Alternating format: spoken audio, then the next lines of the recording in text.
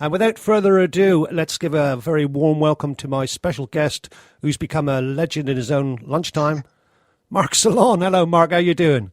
I'm good, thanks. How's yourself? I'm very well, thank you, my friend. Thanks so much for coming on. When we arranged this, I had no idea what was going to happen at the weekend.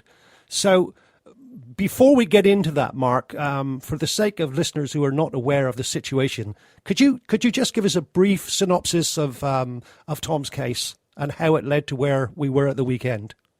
Yeah, well, Tom took out his mortgage in 1988. It was an endowment mortgage. And then 10 years into it, the bank changed it from an endowment to a part interest, part capital. Now, when Tom and Sue found this out, they obviously complained to the bank. The bank then sent them some roses and some champagne to say sorry. So they naturally assumed it had been reverted back to what it originally was. And then a further, I think it was 6 years after that, they changed it again, this time to an interest-only mortgage.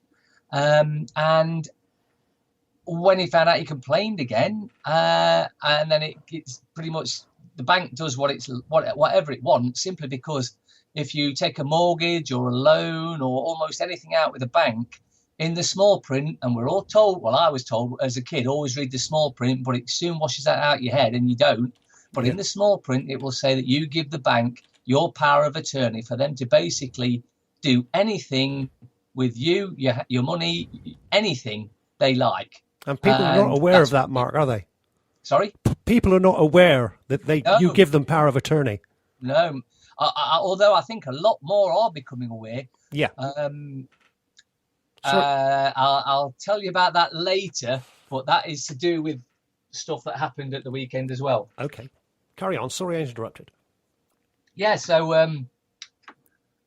throughout the whole 25 years of the mortgage, Tom was paying the full endowment policy, apart from when he wanted them to sort the problem out that they'd done, where he stopped paying for a while, and then they tried putting to repossess the house then. So he paid it back up to date because they hadn't spent the money or anything. They'd got it stored just in case he needed to. Yeah. Then he's finished paying it. I can't remember if it was last year or the year before now. And the bank, his original mortgage was for £43,000. The bank has been paid in the 25 years over £130,000. And the bank claim he still owes £43,000. And a lot of the problems has come because not many people understand how the banking system, various different things work.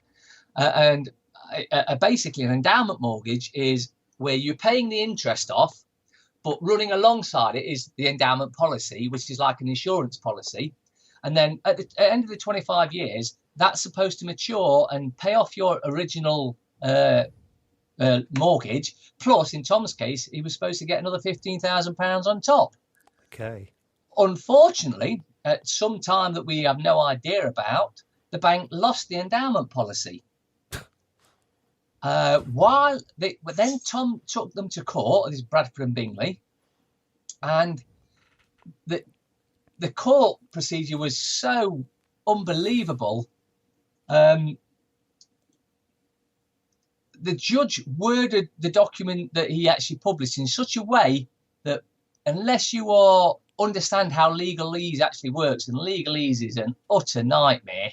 It sounds like English, but it isn't. Yeah. That if you don't know how it works, you would read that and you would think, oh, Tom clearly lost. And Tom even thought, reading it, that he'd lost until someone, Mr. Ebert, examined it and pointed out what he was saying in legalese, but transferred it into English. Yeah. And one of the reasons we know it was a total sham was because although Tom took Bradford and Bingley to court, when the judge issued his order, he put Bradford and Bingley as the claimant and Tom and Sue as the defendant. Now, courts aren't stupid. There's no way on earth you could make a mistake like that. Plus the fact of when the judge actually came into, I mean, I weren't there. I'm going on what likes of Guy, Tom, and others have said. When the judge actually came into the room, this is the actual event on the May the 1st. Yeah. the barrister representing Bradford and Bingley saw that the judge wasn't wearing a wig or gown, and so immediately took her wig and gown off. Straight away, that tells you there's something dodgy going on. I'll say, I've never heard of that one before.